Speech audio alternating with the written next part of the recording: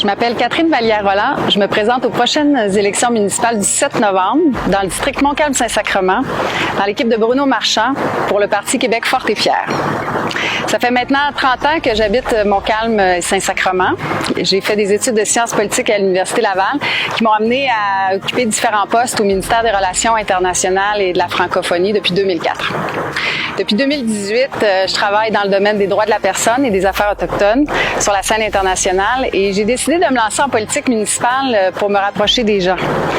Pour avoir un impact plus concret, plus immédiat aussi sur les enjeux qui touchent à la fois les familles, les aînés, les personnes seules. Le quartier, le district ici est en pleine transition et on a vu dans les 18 derniers mois à quel point on avait besoin de nos proches, on avait besoin de notre communauté, de nos parents pour passer à travers les moments difficiles. Et le rôle d'une ville pour moi, c'est aussi ça, c'est de présenter des projets qui permettent de briser l'isolement et aussi de resserrer les liens entre les gens. Je suis impliquée dans mon quartier, dans ma communauté depuis plusieurs années. J'ai entre autres siégé sur le conseil d'administration du CPE Les Loupiaux, mais également sur le conseil d'établissement de l'école primaire de mes enfants, l'école Anne Hébert. Dans les dernières semaines, je suis allée à la rencontre de plusieurs organismes, plusieurs commerçants et résidents. Donc, au fil des échanges que j'ai eus avec les centres de loisirs, avec la YWCA, avec l'Association des gens d'affaires du quartier Saint-Sacrement, j'ai pu développer des engagements, des projets qui viennent justement répondre à toutes les préoccupations, aux besoins et aux aspirations aussi qui m'ont été partagées par les gens que j'ai rencontrés.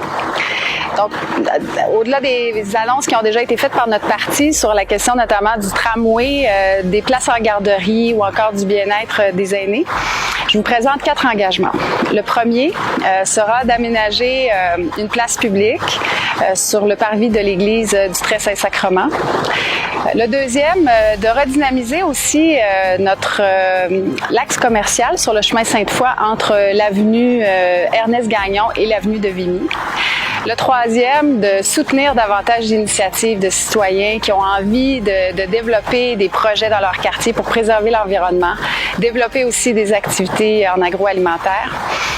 Un projet qui est cher pour moi aussi, c'est de préserver l'espace vert qui se trouve derrière le Québec High School, où on sait les élèves du secondaire vont déménager à Sainte-Foy dans quelques années.